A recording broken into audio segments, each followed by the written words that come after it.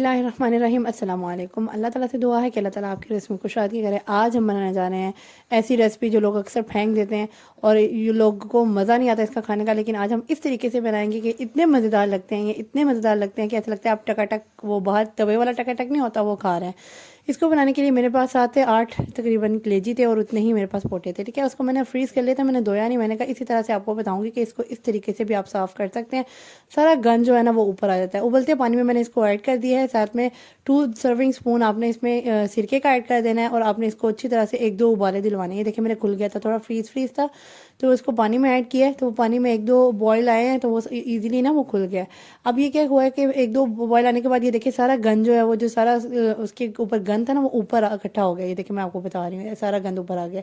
1-2 दफ़ा और आप बॉयल होगा ये और सारा गंद जब ऊपर आ जाएगा इस तरीके से ये इजीली इस तरह साफ़ हो जाते हैं। इस तरह आपको इतनी मुश्किल करनी भी नहीं पड़ती इस तरह ना।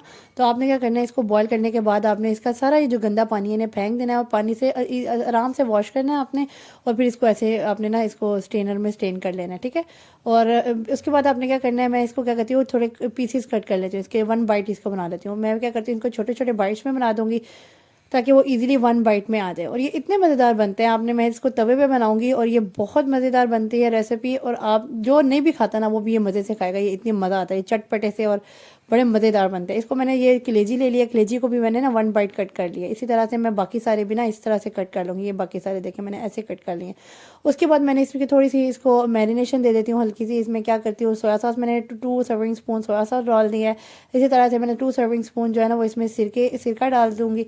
उसके बाद मैंने इसमें क्या डालना है, नमक डालूंगी इसके बाद इसमें, और इसके बाद लाल मिर्च और इसमें डालूंगी मैं हल्दी। ठीक है, ये इस तीनों ऐड करके मैंने इसको थोड़ी सी मिक्सिंग कर देनी है।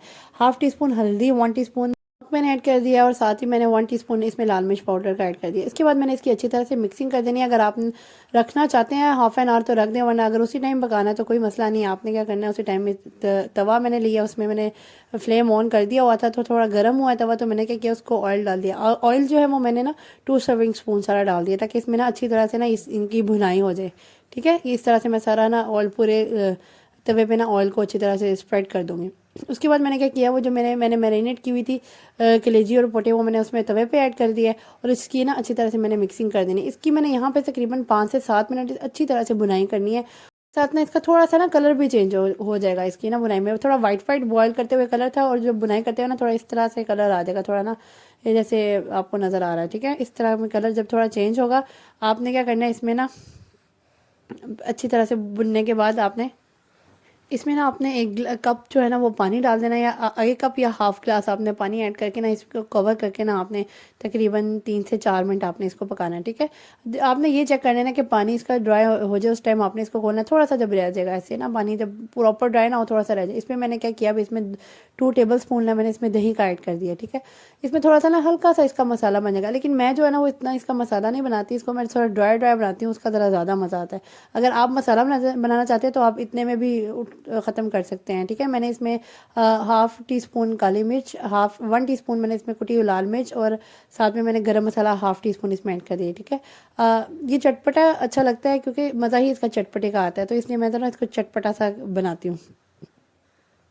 उसके बाद आपने क्या करना है, इसको थोड़ा सा मिक्स कर लेना है अच्छी तरह से। इस मसाले को मिक्स करने के बाद क्या करना है, मिक्स मसाले के बाद आपने इसमें एक लेमन लेना है, उसको स्क्वीज़ कर देना है। मेरा फुल जूसी था, मैं एक ही साथ ही गई थी। अगर आपने जूसी नहीं है तो आप 2 लेमन भी स्क्वीज़ कर सकते हैं। ठीक है, उसके बाद ये मेरे पास क्या है, अदरक, हरी मिर्चें, हरा धनिया और साथ में लेमन ले लिया मैंने। ठीक है, ये ऊपर सारे मैं चीज़ें ऐड कर दूँगी। अदरक आप इसमें, हरी मिर्चें ज़्यादा से ज़्यादा डालें, इतना मज़े का इसका इतना टेस्टफुल ये लगता है, बहुत मज़ा आता है। ये देखिए आज की मेरी रेसिपी कंप्लीट है। अगर आज की रेसिपी आपको मेरी पसंद आई है तो do follow me and subscribe to my channel. जाते जाते मेरे वीडियो को लाइक शेयर सब्सक्राइब करना मत भूलिएगा। नेक्स्ट इंशाल्लाह इससे भी मज़ेदार वीडियो तक के लिए अल्लाह हाफिज़।